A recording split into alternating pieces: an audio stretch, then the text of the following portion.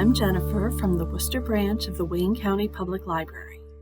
April is Autism Awareness Month, and since we often think of autism as something that's more noticeable in children, I have a handful of books today about the experiences of adult women who have autism. To understand autism and neurodivergence and how it shows up in women, let's start with the book Divergent Mind, Thriving in a World That Wasn't Designed for You by Jenara Nerenberg. This book explores the variety of ways that symptoms of autism appear in women, as well as how sometimes women don't get diagnosed because they have learned how to mask their differences. This is a good starting point for demystifying and destigmatizing what it means to be neurodivergent. And while we don't have the book here at Worcester, you can request it through CleveNet or Overdrive.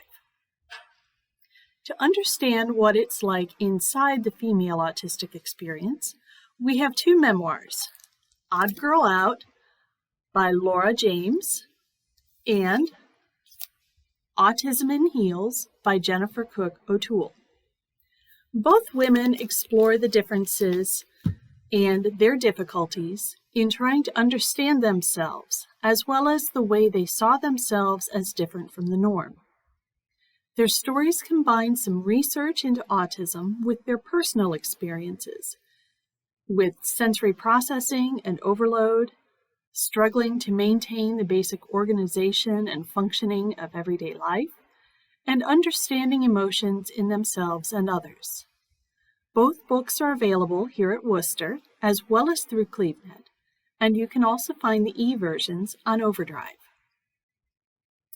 Finally, sometimes fiction can prove an easier way to understand someone, and autistic and neurodivergent characters are showing up a little more frequently in novels, as well as getting a more nuanced, sympathetic treatment.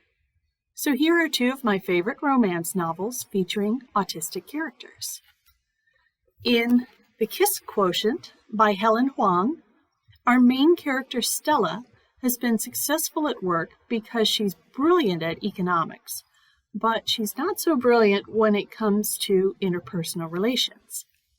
In fact, she decides that it's time to improve her dating skills, and she decides to hire a professional escort to teach her.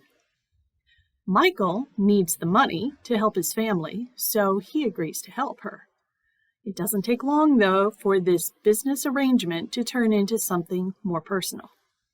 It's a steamy but touching read, and you'll find the book in CleveNet or on Overdrive in either ebook or e-audio format.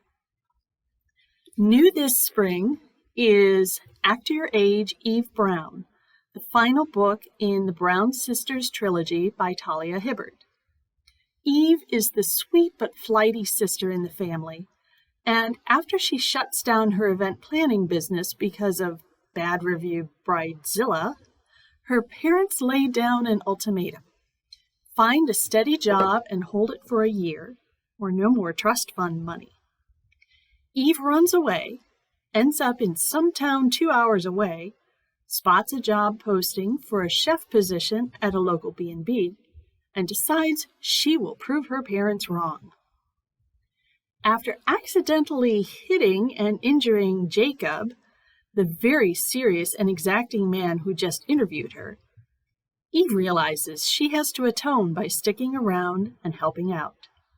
And as she learns to take responsibility and find something she loves to do, she discovers more about herself.